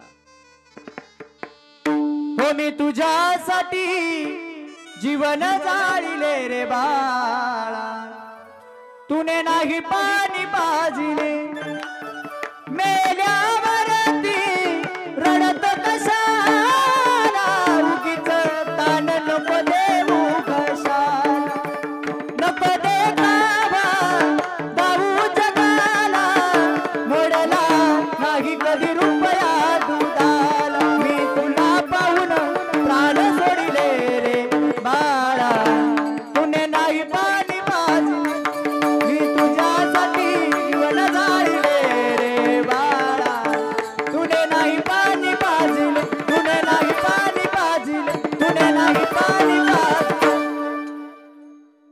त्या आईवरती वेळ म्हणण्याची येते काय नाही केलं बाळा तुझ्यासाठी तू लहान होतास किती उपकार आहेत आईचे सांगू का एक पोरगा लय शिकला त्या पोरग लहान असताना त्या पोराचा बाप सोडून गेला आईनं संगोपन केलं त्या लेकराचं पोरग अगदी उच्च पदावर नोकरीला कामाला लावलं पोराकडे पैसा भरपूर यायला लागला अभंग महाराज भरपूर पैसा यायला लागला त्याच्याकडं आणि पैसा भरपूर आल्यानंतर तो आईच्या जवळ गेला आणि त्यानं ऐकलं होतं कुठंतरी कीर्तनात आई बाप्पाच्या ऋणातून उतराय होता येत नाही ते आई जवळ गेलं ना आईला म्हणतं आई मला तुझ्या ऋणातून उतराय व्हायचं काय करावं लागेल काय केल्यानंतर उतराय होईल आई सांगते बाळा जास्त काय करू नको फक्त एक काम कर एक रात्र फक्त माझ्या खुशीत झोपून दाखव किती काय मागणं मागलं त्या आईनं एकच रात्र फक्त माझ्या खुशीत माझ्यासोबत झोपून दाखव एवढं केलं नाही मी तुझ्या उपकारात उतराय होईल नक्की होईल त्याच रात्री त्याने पोराने निर्णय घेतला आईच्या खुशीत झोपून दाखवायचं दोघं खुशीत आई लेकरू त्या आईच्या खुशीत झोपून गेलं रात्रीचे 1 वाजले 2 वाजले आणि त्या आईला जाग आले वय झाला असल्या कारणानं आईला ठसका लागला आणि ठसका लागलं बरोबर रात्रीच्या 1:30 वाजता तिनं आपलं लेकरू उठवलं बाळा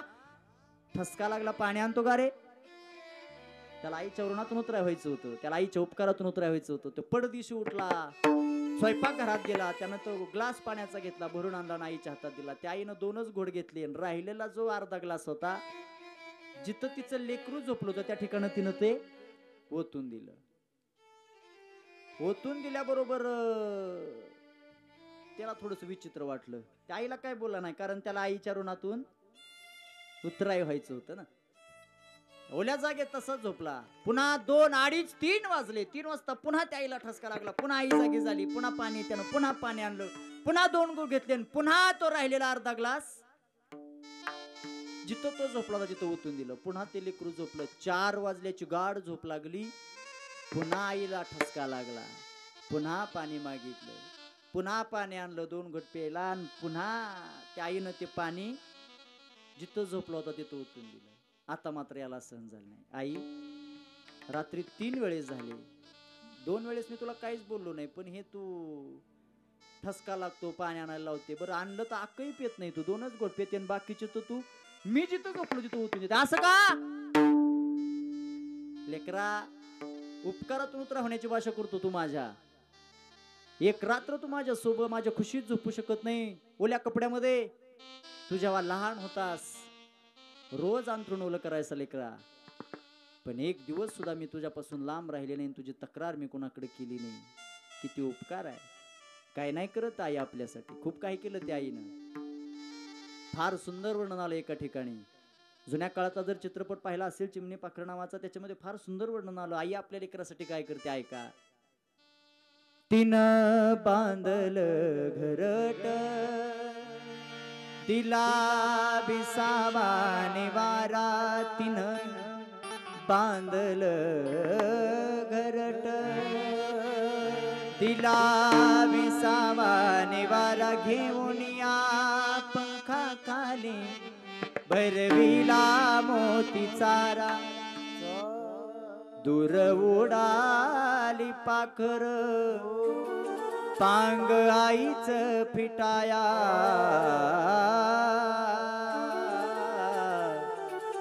आज घायाळ पक्षीनी जाई पिलाला भेटाया. माया मंदिर आलले,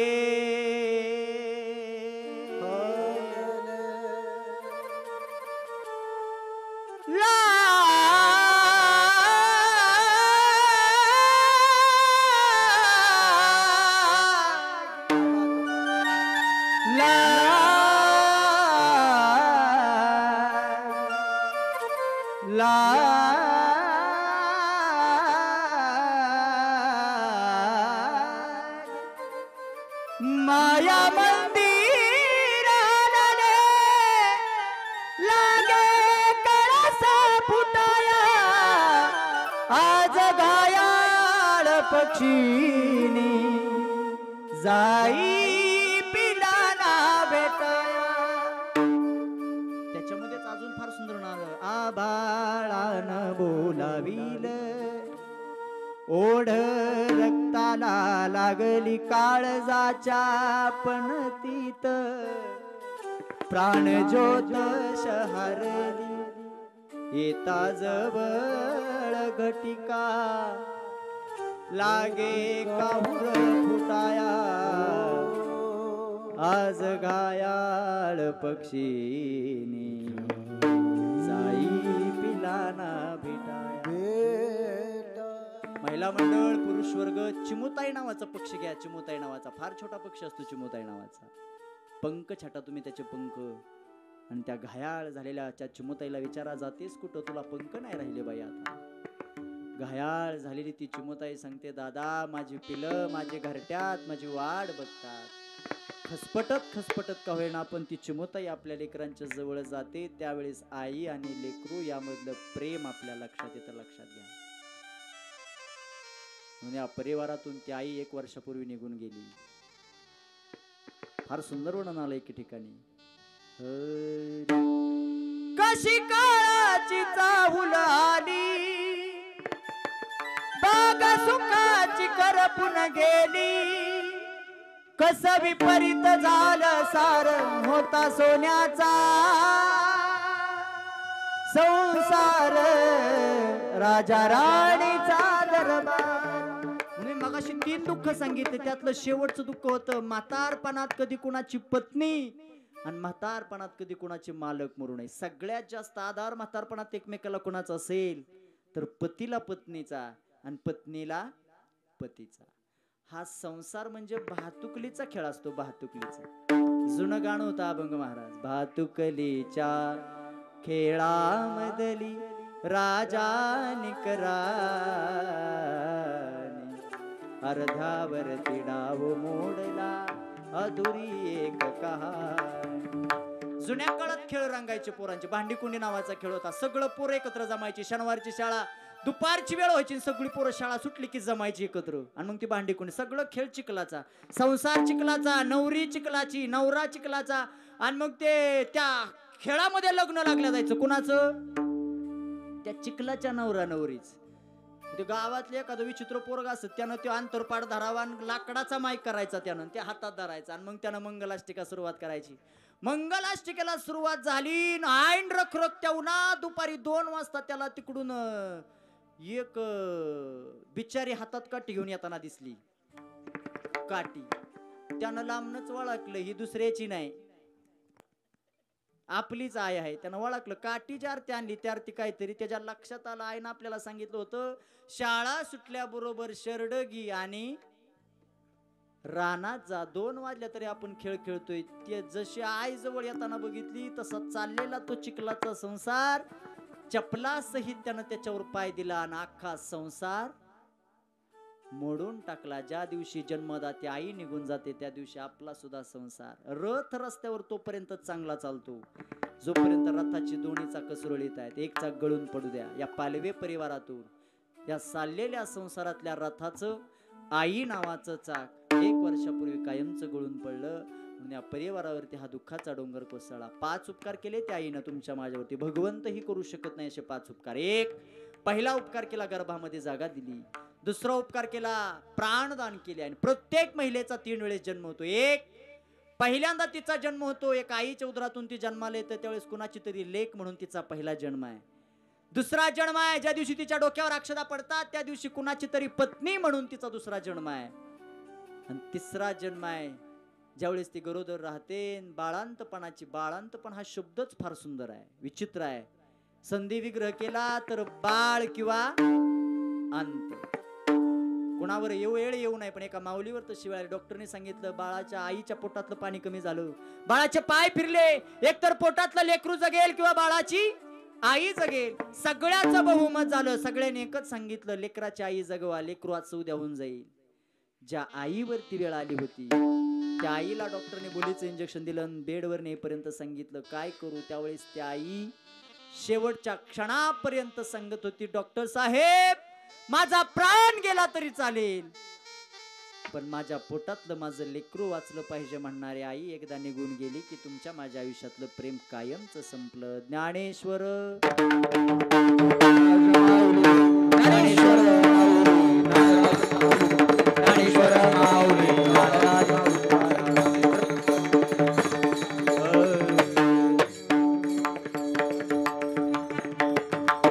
तुकाराम तुकाराम तुकाराम. भजन करा सगळे.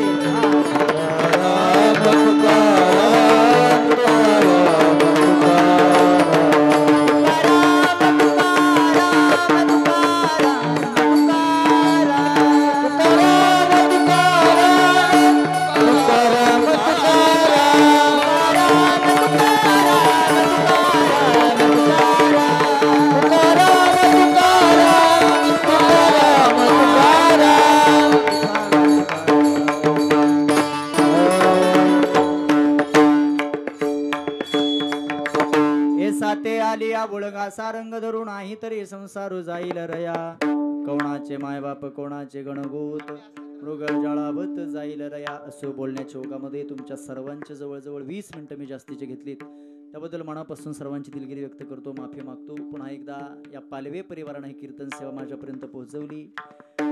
तसं बघायला गेलं तर प्रमोद दादाची माझी जास्त दिवसाची मैत्री नाही. पण त्यांनी बऱ्याच जणांचा सल्ला घेतला आणि सल्ल्याच्या शेवट त्यांनी निर्णय घेतला. आदरणीय आमच्या सौरभ दादाचा मला फोन आला होता पालखी सोहळ्यामध्ये असताना. मग आमचे प्रमोद दादा सौरभ दादा ह्या दोघांनी फोन करून हे निमंत्रण दिलं आणि अगदी प्रेमाचं निमंत्रण मी स्वीकारून इथंपर्यंत आलो. आता इथं बरेच दिग्गज मंडळी उपस्थित आहेत. कसं होईल एकाचं घेतलं की एकाचं राहून जाईल आणि ते राहून गेल्यावर त्याचं खापर पालवे परिवारावर नाही. मग माझं नाव राहिलं मी दिसलो नाही का त्याला. हा त्यापेक्षा कुणाचंच नाव घेत बरं का संजू बाबा. सगळ्यांचंच मस्तक हे पायावरी या वारकरी संताच्या का बालक बोबडा बोली आकड आवी चुका पावली ते चोज करुणे माऊली रिजे जेवी साळुंखी मंजूळ बोलत असे वाणी शिकविता धणी वेगळाच असे या न्यायाला अनुसरून बोलण्याच्या योगामध्ये जे काही बरोबर आला असेल ते माझे गुरुवर्य ज्ञानांकुर वारकरी शिक्षण संस्थेचे संस्थापक अध्यक्ष सुनीलजी महाराज यादव मिरडेकर यांचा कृपा आशीर्वाद. जे काही चुकीचं असेल त्या अल्पशहा बुद्धीचा दोष आणि जे काही बरोबर आला असेल ते गुरुवर यांचा आशीर्वाद. जे काही चुकीचं असेल त्या अल्पशा बुद्धीचा दोष. शेवटी मात्र ज्ञानोबराय पुन्हा दृष्टांत देऊन सांगतात बाबाओ आयुष्यात काही गोष्टी खऱ्या होण्याचा प्रयत्न आपण करत असतो. स्वप्नात बघितलेलं जे स्वप्न असतं ते स्वप्नात ज्या आपण गोष्टी पाहिल्या त्या कधी सातत्यात उतरत नाही. तसं संसारात पाहिलेलं स्वप्न संसारात केलेली नाहक अपेक्षा ती कधीच सातत्यात उतरत नाही. ज्ञानोबराय अभंगाच्या शेवटच्या चरणात सांगतात.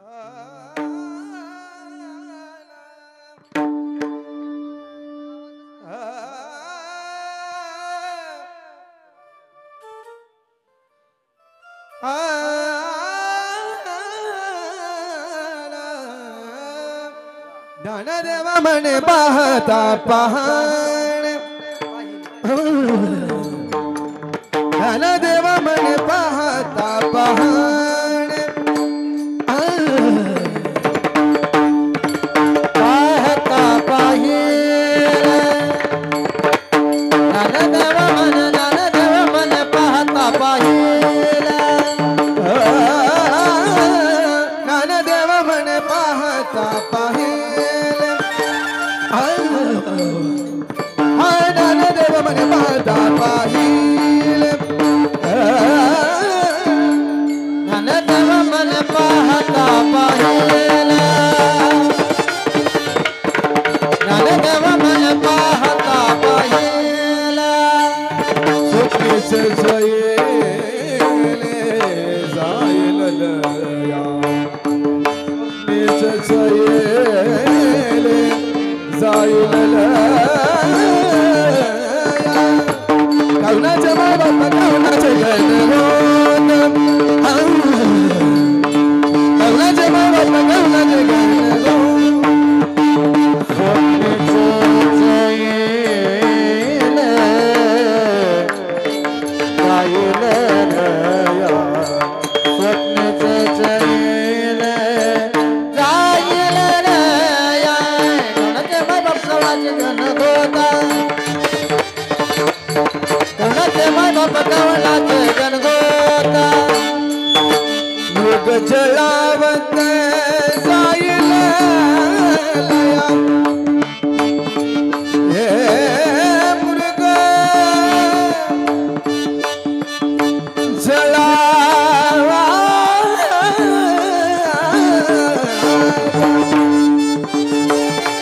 मृग जळावत जाईल लया मृग जळा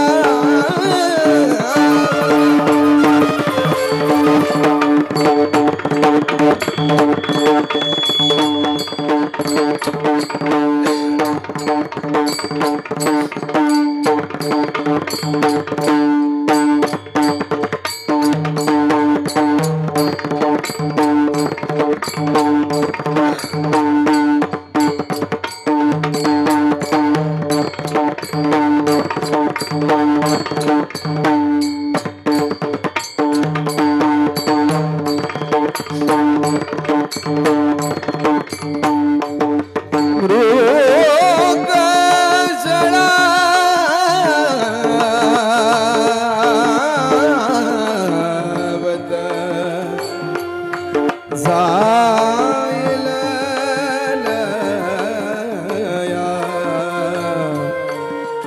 लया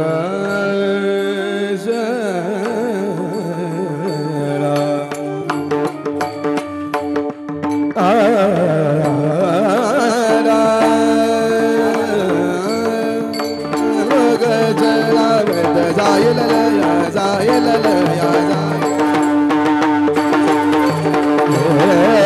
मृग जळावत जाईल लया जाईल सागामा बाधा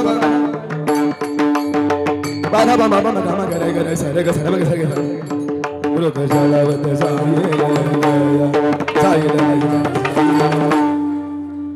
सागामा बाधा बाधा बामा बामा गामा गरे गरे सरे म गरे सा मृग जळावत जाईल लया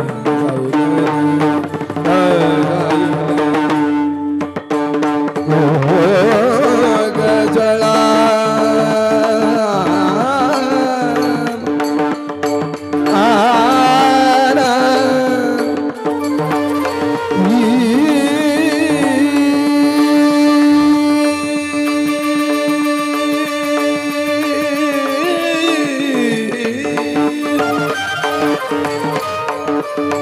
मृग जळावत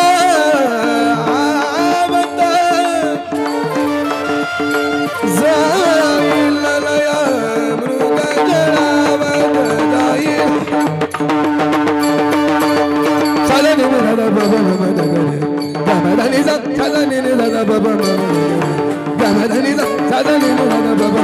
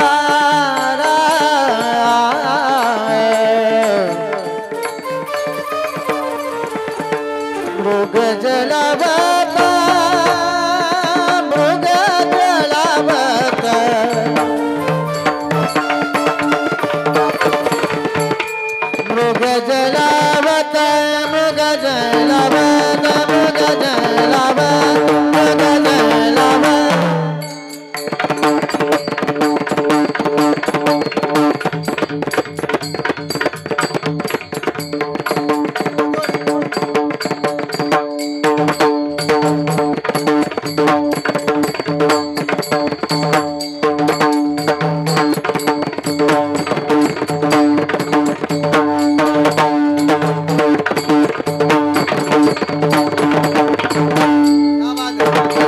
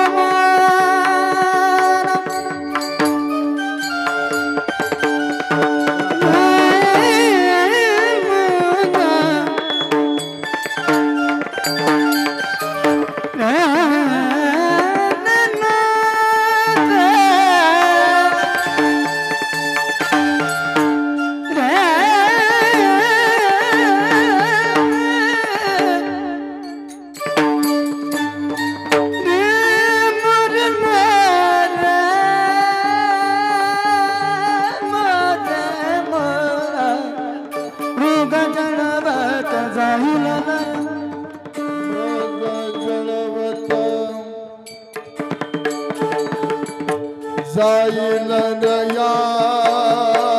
हे या ठिकाणी उपस्थित आहेत.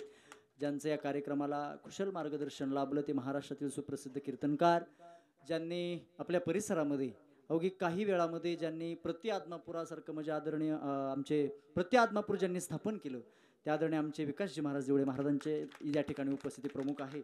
आणि आदरणीय बाप्पासाहेब महाराज देवकाते, हा बाप्पासाहेब महाराज देवकाते. आणि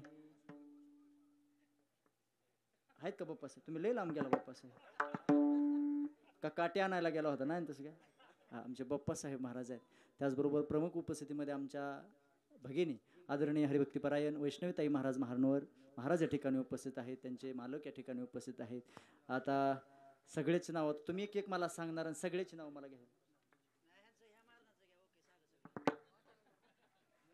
धामणेकर गुरुजींचे शिष्य अजेंद्र आमचे मच्छिंद्र आप्पा आहेत. आप्पा सगळेच ना? मग वारकरी शिक्षण संस्थेचं नाव एकदा सांगा मला. हरिहर हरिहर बाबा वारकरी शिक्षण संस्था कोर्टी, या कोर्टीतील सगळे विद्यार्थी आणि घडलेले सगळे हे विद्यार्थी वृंद. तनपुरे महाराजांची एक संस्था आहे आणि आदरणीय आमचे दीपालीताई खेळे यांची सुद्धा एक संस्था. या दोन्ही संस्थेतील विद्यार्थी, कोर्टीच्या संस्थेतील विद्यार्थी वृंद, आदरणीय आप्पांकडे शिकलेले, विजय महाराजांकडे शिकलेले सगळेच मृदंगाचार्य, या सगळ्यांच्या दर्शनाचा योग मला प्राप्त झाला. आणि गायनामध्ये तुमच्या सगळ्याच्या वतीने एक नाव घेऊन जातो. त्यामध्ये महाराष्ट्रात ज्यांचा खूप मोठा आवाज आहे, महाराष्ट्राचा लाडका आवाज, आदरणीय हरिभक्तीपरायण आमचे संजू बाबा हजारे या ठिकाणी उपस्थित आहेत. हजारे बाबा, तुमच्या दर्शनाचा योग आला. पुन्हा एकदा तुमच्या सर्वांचं इथून दर्शन घेतो. जाणतेपणाने एखाद्याचं नाव राहील